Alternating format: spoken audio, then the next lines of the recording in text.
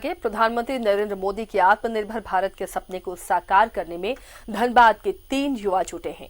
Software engineer युवा ने नौकरी छोड़कर खेती शुरू की। नक्सल प्रभावित आदिवासी गांव सहित 10 गांव में 63 एकड़ बंजर भूमि में जैविक खेती के जरिए ये 150 युवाओं को रोजगार भी दे रहे हैं। देखिए रिपोर्ट। कोरोना ने हमसे बहुत कुछ छीना है, तो ऐसे में हमें बहुत सारी चुनौतियों को अवसर में बदलने का मौका भी दिया है। जैसा कि प्रधानमंत्री नरेंद्र मोदी ने देशवासियों से आह्वान किया और खास करके युवाओं से आह्वान किया था कि देश को आत्मनिर्भर बनाने के लिए ग्रामीण क्षेत्रों में वो विशेष रूप से लोगों को आत्मनिर्भर बनाए। और ऐसे में धनबाद के भूली के कुछ युवाओं ने कुछ ऐसा ही किया है। ये धनबाद के भूली का इलाका है और झारखंड मोड़ इसको कहते हैं। यहाँ पर धनबाद नर्सरी के नाम से इन युवाओं ने एक बड़ा सा नर्सरी तैयार किया है और कहते हैं कि ये पूरा इलाका कोयला क्षेत्र है। कोयला क्षेत्र में जहाँ पे सिर्फ कोयला निकल सकता है, कोयला का उत्पादन हो सकता है, और ये पूरी इलाका जो है बंजर भूमि रही है। और यहाँ पर इन्होंने एक नर्सरी तैयार किया है जिसमें कई ऐसे पेड़ पौधे तैयार किए हैं, कई ऐसे जो है फल फूल जो है वो तैयार किए हैं जो अमूमन इस क्षेत्र में नहीं उपज सकते हैं। और वो सभी की नर्सरी ही नहीं बल्कि एक रिसर्च सेंटर भी तैयार किया है। इनके रिसर्च सेंटर को दिखाने के साथ ही हम आपको दिखाते हैं कि कैसे 62 एकड़ में जैविक खेती करके इस इलाके की तकदीर और तस्वीर बदल रहे हैं। कोरोना संकट के समय में भी धैर्य के साथ कुछ करने की कोशिश की जाए तो सफलता पाई जा सकती है। धनबाद के भूली के रहने वाले पेशे से सॉफ्टवेयर इंजीनियर रवि निषाद से मिली। नोएडा में अच्छी खासी नौकरी छोड़कर दिल्ली से धनबाद लौटे हैं और इसके बाद रवि ने यहाँ पर अपने 2 दोस्तों के साथ मिलकर 45 लाख की लागत से धनबाद नर्सरी रिसर्च सेंटर बनाया है। पहाड़ी इलाके में जैविक खेती के तरीके अपनाए और फल फूल सब्जी की खेती शुरू कर दी। धनबाद नक्सल प्रभावित टुंडी के सोंदाह गांव के बंजर भूमि में पपीता की ऑर्गेनिक खेती भी शुरू की और अब तक 10 गांव के 150 युवाओं को खेती करने के लिए प्रेरित कर चुके हैं। आज ये खुद भी लाखों कमा रहे हैं और साथ इनकी पहल से गांव से पलायन रुकने के साथ ही स्थानीय युवाओं को रोजगार भी मिलने लगा है।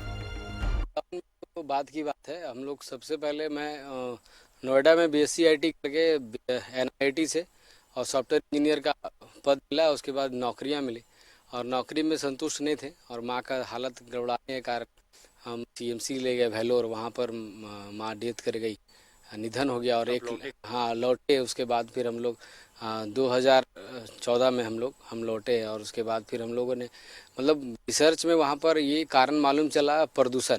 धनबाद में जो यहाँ पर प्रदूषण की खेती हो रही है धनबाद में सालों से, उस प्रदूषण की खेती को हम लोगों ने प्राकृतिक की खेती में तब्दील करने के लिए मैं एक संकल्प निकला और पेड़ पौधा फ्री में बांटने लगा। तो प्रसिद्धि मिल चुका है, ऐसे लोग मानते हैं कि हम लोग उसका एक्सपर्ट बन गए हैं।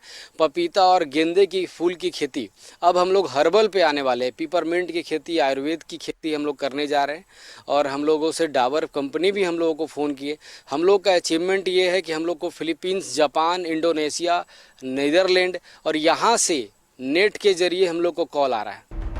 देश में जब कोरोना महामारी दस्तक दे रही थी तब धनबाद कोयलांचल के कई पढ़े लिखे युवा नौकरी छोड़कर धनबाद वापस लौट रहे थे। उसी में से धनबाद ने अपने पूर्वजों की मिट्टी में खेती कर प्रधानमंत्री के आत्मनिर्भर भारत को मजबूत करने में जुट गए। कल तक जो खुद रोजगार के लिए दर भटक रहे थे, आज ये तीनों दोस्त रवि निषाद, रंजीत कुमार और सुधीर हेम्ब्रम एक कंपनी बनाकर खुद दूसरे युवाओं को रोजगार उपलब्ध कराने लगे हैं। यहाँ तक कि इनके जैविक खेती अभियान से महिलाएं भी जुड़कर आत्मनिर्भर बनने लगी हैं। सबसे बड़ी बात यह है कि कोल सिटी में ये युवा कुछ ऐसे पेड़ पौधे लगा रहे हैं जो इस क्षेत्र में उपजते ही नहीं है, जैसे सेब, संतरा, मौसमी, चीकू, नाशपाती, कीवी, अनानास और अंगूर जैसे फसलें भी वो उगा रहे हैं। गोविंदभोग चावल से लेकर फल फूल के नए किस्मों की वैज्ञानिक पद्धति से खेती कर अब इलाके की तस्वीर बदल रहे हैं।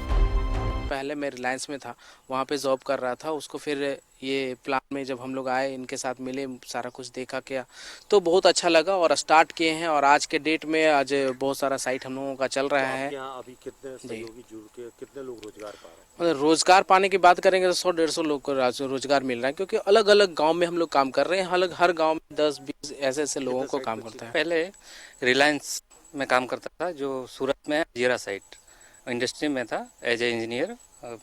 Robot engineer. तो बहुत 2000 से एम्प्लॉयड था, बहुत अच्छा लगता था रहने में भी।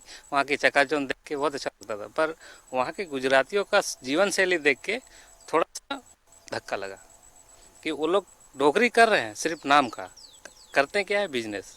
और अपने सोचे कि घर में भी थोड़ा दूर में रहते हैं तो चलते हैं, वहीं रहते हैं, वही बहुत सारा ज़मीन है, खेती करते हैं तो अच्छा लगेगा। जब यहाँ आए 2015 रिजाइन देके, अब अभी तबीयत खराब था उसमें, इस कारण से रिजाइन भी देना पड़ा। यहाँ आए तो अभी से भेंट हुआ, और इनसे भेंट हुआ तो इनका कॉन्सेप्ट द सेव अर्थ बहुत अच्छा लगा। खुद ही को कर बुलंद इतना कि खुदा खुद से पूछे बता तेरी रजा क्या है। ये बात हम इसलिए कह रहे हैं क्योंकि धनबाद के कुछ युवाओं ने कुछ ऐसा ही कर दिखाया है। दरअसल वो अब गांव को आत्मनिर्भर बनाने के लिए न सिर्फ अपनी नौकरी को उन्होंने त्यागा, बल्कि कोरोना काल में वो कई युवाओं के लिए रोल मॉडल बन गए हैं। और आसपास में आप देखिए कि पपीते की खेती कर न सिर्फ वो कमा रहे हैं, बल्कि आसपास के युवाओं को भी इससे जोड़कर उनके लिए भी रोजगार का एक बड़ा साधन बना है। और सबसे बड़ी बात यह है कि प्रधानमंत्री नरेंद्र मोदी का जो सपना था कि भारत मजबूत हो, भारत आत्मनिर्भर हो और लोकल फॉर वोकल की जो बात कही थी, सच्ची मायने में रवि जैसे जो इनके साथ है वही पूरा कर रहे हैं। और ऐसे में भारत सचमुच का आत्मनिर्भर बनेगा। कैमरामैन तपेश के साथ अभिषेक कुमार, न्यूज़ 11 भारत।